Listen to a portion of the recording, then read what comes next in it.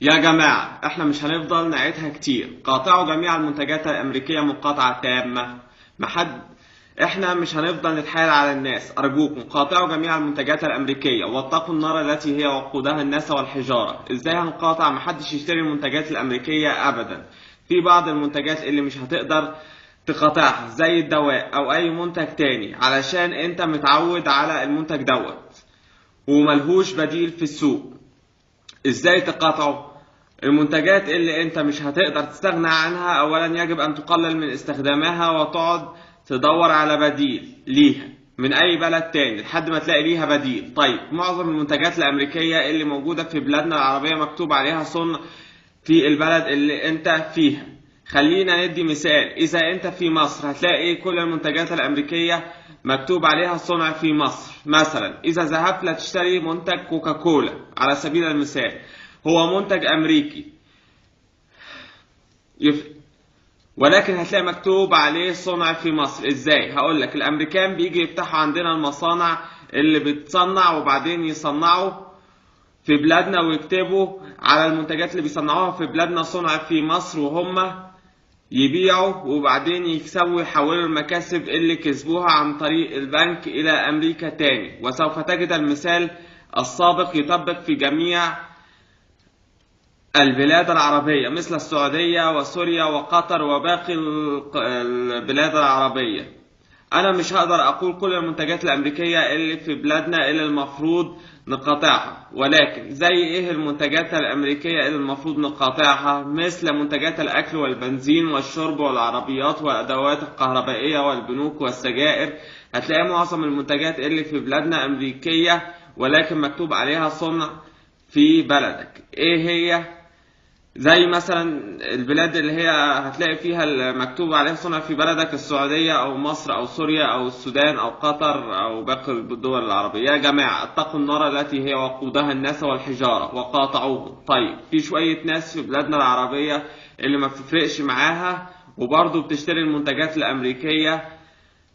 الناس ديت يا جماعة عايشين كالبهائم، بيأكلوا ويشربوا فقط. صدقوني الناس ديت ميتة، مهما تنصحوهم مش هيفهموا، لأنهم عايشين كالأنعام والبهائم، بيشربوا ويأكلوا ويمكن كمان علشان يلمولهم شوية فلوس يفرحوا بيها شوية. الناس ديت ميتة وما بتفهمش. هم معظمهم من الشباب، يعني معظمهم فئات كبيرة منهم من الشباب، هم ما بيفهموش. مش هيحققوا أي حاجة خلال حياتهم ولا هيتقدموا. هم معظمهم من التفهيم.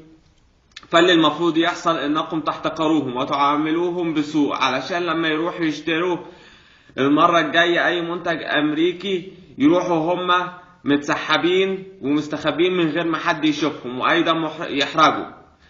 وخلي بالك المنتجات الامريكية كلها اللي في بلادنا مكتوب عليها صنع في بلدك. الامريكان دلوقتي بيشحتوا او عايشين على الارصفة وشركاتهم معظمها فلست ومشوا الناس اللي شغالة في الشركات الامريكية في امريكا هناك. وده يعني دوت جزاء، وذلك جزاء على الظلم اللي هم عملوه الينا من غزو العراق وافغانستان واعطاء اسرائيل السلاح وكل الخسائر التي هم فيها بسبب ظلمهم لينا ومقاطعتنا ليهم. لان مصدرهم الوحيد انا بقصد من المكاسب هو العرب، علشان احنا بنشتري منتجاتهم، لان احنا الدول الوحيدة اللي ما بتصنعش وبنستورد او بنجيبهم يصنعوا في بلادنا. علشان كده احنا مصدرهم الوحيد لمكسبهم، لان اوروبا بتصنع معظم منتجاتها وبتبيعها لشعوبها، ولكن احنا بس البلاد الوحيدة اللي ما بتصنعش. عشان كده هم عايزيننا نفضل شعوب فقيرة لا نعتمد في مكاسبنا الا على البترول او الغاز او بعض الصناعات القليلة. يا جماعة قاطعوا المنتجات الامريكية، وخلي بالكم اللي بيقاطع علشان نفسه، علشان احنا مش هنفضل نتحايل على الناس. لانه قاطع او مقاطعش كل اللي بيحصل لهم وهيحصل لهم جزاء من ربي على ظلمهم لينا.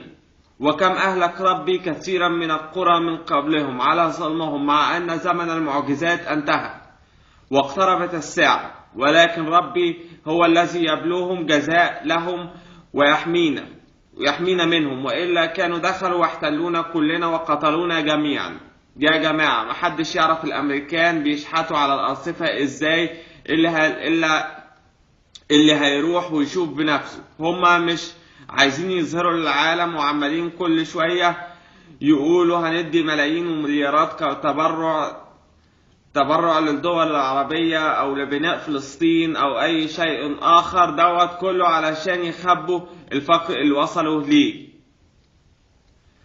وما يفقدوش قوتهم حول العالم. يا جماعة تاني، قاطعهم واوعى تقرب من أي منتج لهم. انتوا ما تعرفوش الظلم اللي بيحصل في العراق أو فلسطين. هتعرفوا إيه بلد مثل العراق يغزى ويتشرد ويموت الناس اللي فيه؟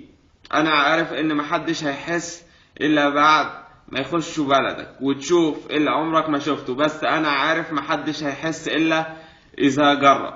يا جماعة والله كلكم هتموتوا يوما ما، فهتخسر ايه لو قاطعت المنتجات الامريكية علشان تأمن مستقبل الاجيال اللي جاية، ونأمن لهم ويعيشوا بدون ظلم ويفتخروا بينا زي ما افتخرنا بأجدادنا. تاني باختصار، ازاي هنقاطع المنتجات الأمريكية؟ خلي بالك كل المنتجات اللي في بلادنا مكتوب عليها صنع في بلادنا، مثل مصر أو السعودية أو سوريا أو قطر. ازاي تعرف إنها أمريكية ولا لأ؟ اللي بيعرف يستخدم التكنولوجيا يخش على الإنترنت ويكتب اسم الشركة ويشوفها مثلا على موقع ويكيبيديا أو جوجل ويشوف الشركة الأم أصلها فين. طيب أنا بقصد الأم اللي هي بتصنع، اللي هي الشركة الرئيسية اللي صاحبها موجود فيها. طيب اللي ما بيعرفش يستخدم التكنولوجيا يقعد يسأل ويدور لحد ما يعرف فين الشركة الأم، هل هي في أمريكا ولا فين؟ يا جماعة تحريرنا من الظلم بأيديكم، صدقوني انتوا اللي هتحررونا من الظلم، والمقاطعة هي المفتاح اللي هينصرنا. وكفاية بقى لعب وشوية تفاهة، عيب. حسوا باحترامكم لنفسكم عشان الناس اللي في الخارج تحترمنا. احنا مش أغبياء ولا متخلفين عشان يعملوا فينا كل اللي بيحصل في العراق وتمويلهم لإسرائيل والكثير من غير ذلك. وبعد كل دوت لسه بنشتري منتجاتهم. فالعزة والكرامة والنصر بأيديكم ومقاطعتكم ليهم. يعني النصر مش هيجي ولا بإيد الجيش ولا السلاح ولا الكلام، لأن احنا عارفين اللي فيها. فالنصر هيجي بمقاطعتكم، هو دوت اللي بإيدين الناس دلوقتي. يا جماعة خلونا ناس محترمين وما تهزقوش نفسكم. قاطعوهم أينما وجدتموهم. النصر النصر، العزة العزة.